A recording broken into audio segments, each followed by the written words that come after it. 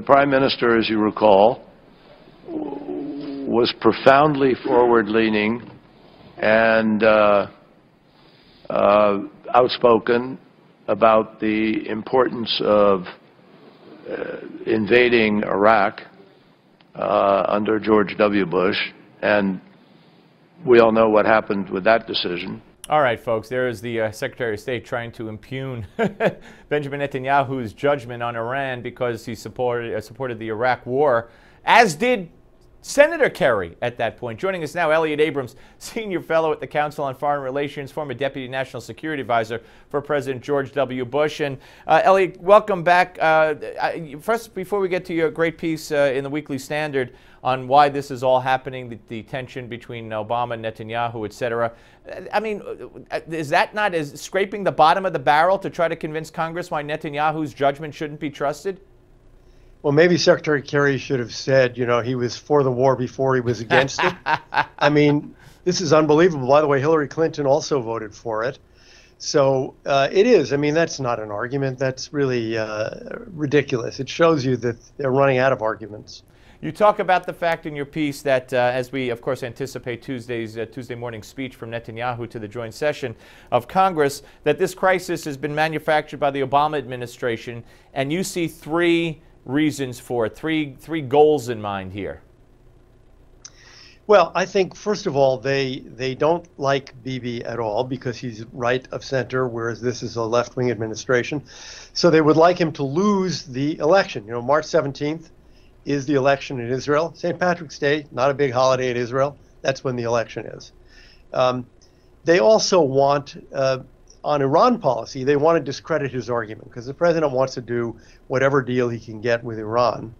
And thirdly, I think the administration is really trying to make support for Israel, which has always been bipartisan, into more of a partisan issue where only Republicans support Netanyahu, and try to undermine the long-term bipartisan support for Israel.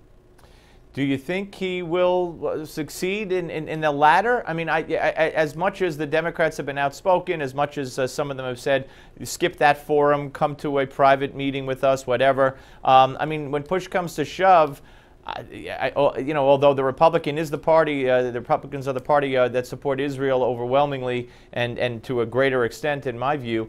Nonetheless, there are a lot of Jewish Democrats. There are a lot of Democrats with constituencies that support Israel. Can Obama succeed in that?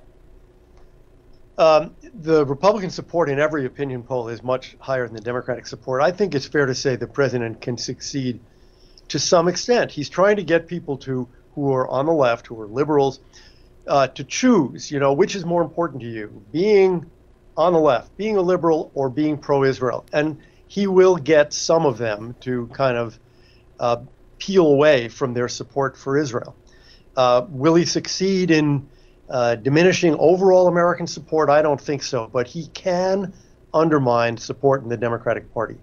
You know, and when you talk about that, I take it to a worldwide scale and what it might do to the anti-Semites in this country as well. I mean, we've seen, you know, the ugly head rearing of horrific things happening to Jews around Europe, and, you know, this country, notwithstanding the fact that they'd have you believe otherwise, hate crimes, which I don't believe in that classification, but nonetheless, Jews are always right up there, and Muslims are at the bottom of the list of the top 5, let's say. So, do you think if Obama manages to turn enough Democrats against Israel, if Israel would have to take action against Iran, and then Obama, you know, really makes them into a pariah, what might this do to you know, anti-Jewish sentiment around the world and in this country? I think you've got a point. I mean, I think it hurts. And, you know, you began with that Kerry quote. What was Kerry actually saying? He was saying, you know, Netanyahu was partly behind the war in Iraq, the Israelis, the Jews, which is, by the way, not true. I mean, I dealt a lot with Prime Minister Sharon and other prime ministers of Israel. They thought we were going after the wrong target. They thought we should be going after Iran, not Iraq. But this is an old anti-Semitic argument. You know, the Jews got us into this. So I thought it was awful. And I think that if the administration continues down this road, what you're doing is you're feeding people who are already anti-Semites. and giving them a little more ammunition. And finally, less than a minute, you expect Netanyahu's speech to be a roaring educational success at least? Yeah, I think, I don't think it's going to be something new. I think, in fact, when he's done talking about the Iran that we all know, the Ayatollahs that we know, I think a lot of people are going to say, what was so terrible about his giving that speech? That was a good speech. And I think most Democrats in Congress will agree with 99% of what he's going to say. All right, sir. Always great to talk to you. We look forward to hopefully talking to you after the speech. Thank you very much, sir. You're welcome. All right, folks. Up next, we're going to talk to FCC Commissioner Pai, appointed by President Obama, who voted against net neutrality, and he'll tell us why. Next, don't go away.